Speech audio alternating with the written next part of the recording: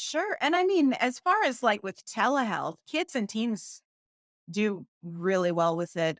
We actually, the reason that this book happened was actually that lockdown, March of 2020, you know, everybody went home and didn't leave again. Hmm. And I'm in all these groups for therapists and, specifically for child therapists. And everybody was freaking out. Like, I don't know what to do with my sessions. I don't know. None of the stuff that I did Hmm. in my office works. And I was doing great. I loved it. And I had, these games, these online versions of stuff for my office that I was just implementing. And so I said, oh, people are struggling with this. I'll blog about it, which then turned into a training, which then turned into the book. But kids do really well with technology. They take to it much better. I mean, a few of them, yes, just can't do it. No method of service is the right fit for every single person. Right. Um, this is going to be true for therapists doing trainings. This is going to be true for any type of startup. Anybody who comes in and says, "I have the answer," this is going to work for every single client. This is going to fix everything. No, they're trying to sell you something, and it's probably not something that's very good. It's okay that it doesn't work for everybody, but they do take to it pretty well because they grow up with it and they know it. It's hard to say at this point because technology is evolving so fast and it Hmm. continues like it seems to accelerate that the Hmm. rate at which new tech comes out is much faster than it used to be. Right. So it's hard to tell how much is this a bad thing and how much of that is do you know the Douglas Adams effect? No, what is that? Okay. So Douglas Adams was a British author. He wrote The Hitchhiker's Guide to the Galaxy. Great series. Love that guy. I'm very sad that he died before he could have a Twitter account because Yeah. he would have been amazing on Twitter. But he had said any technology that exists before you were born is just natural order. And anything that gets developed up until about age 35 is innovative and new and exciting and wonderful. And anything that gets developed after you're 35 goes against nature and shouldn't exist. Interesting. So there's a tendency for people, anything you've grown up with is like, that's fine. Hmm. But anything developed after a certain point in your life is going to be like, oh, what is that? That's not good. Um, and you think about like with smartphones, with the internet, with everything was always like, whoa, what is this? This is not good. And I mean, even if you go back, um, people thought that card games were going to be the downfall of society because people would play cards instead of having like real conversations.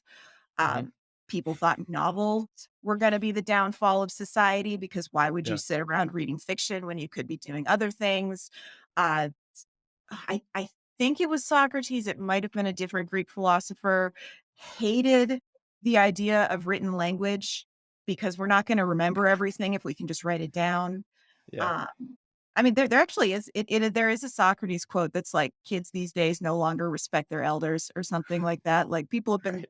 literally saying that for thousands of years. So, it's hard to say, like, and, there are risks. There are, with technology. My husband had shown me an article about, people struggling more with working memory since we've been able Hmm. to keep everything in our phones that we don't remember directions as well as we used to because we just simply don't need to.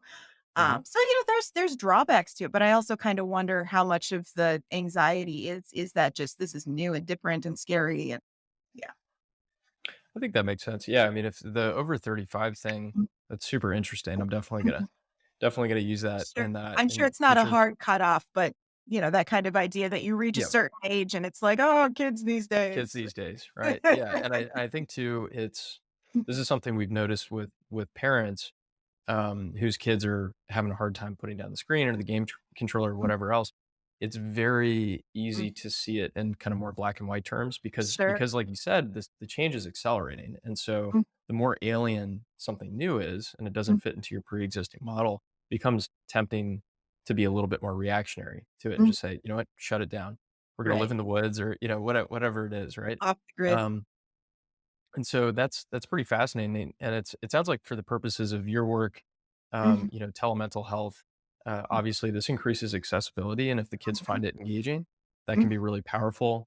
I think specifically, there have been a few folks. I think Jonathan Haidt is kind of he's been ringing the alarm bells about this for a few years, but when it comes to social media, Mm. in particular, and I think he's called out the impact on adolescent girls' mental health Sure. because of Mhm. comparison. Is that something that you've seen in clinical practice at Oh, all? absolutely. The comparison, the that because you can really curate what you put out there, Mhm. but when you're taking that in, especially as an adolescent, you're kind of seeing it as, oh, that's who they are. There's also been an issue, and I don't mean to be kids these days myself, but I do have some concerns about consent when it comes to how much people are putting out there about their children. Mm.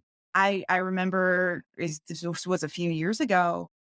Someone that I'm connected to on Facebook posted a photograph of their child sitting on the toilet, and I thought, imagine like, Hmm. thank God Facebook wasn't a thing when I was that Yeah. age, because Yeah. imagine if they're just out there was a picture of you on the toilet.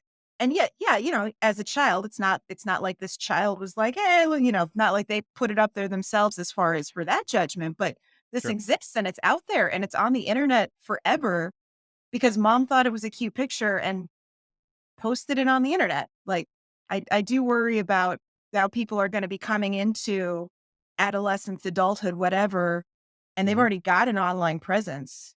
And it's like, what all did your parents share about you that you just and I'm not saying never share pictures of your kid, but, the it's like, think about it. Like, imagine if your Yeah. parents posted that of you when you were a kid. Would you be happy about that? Probably not.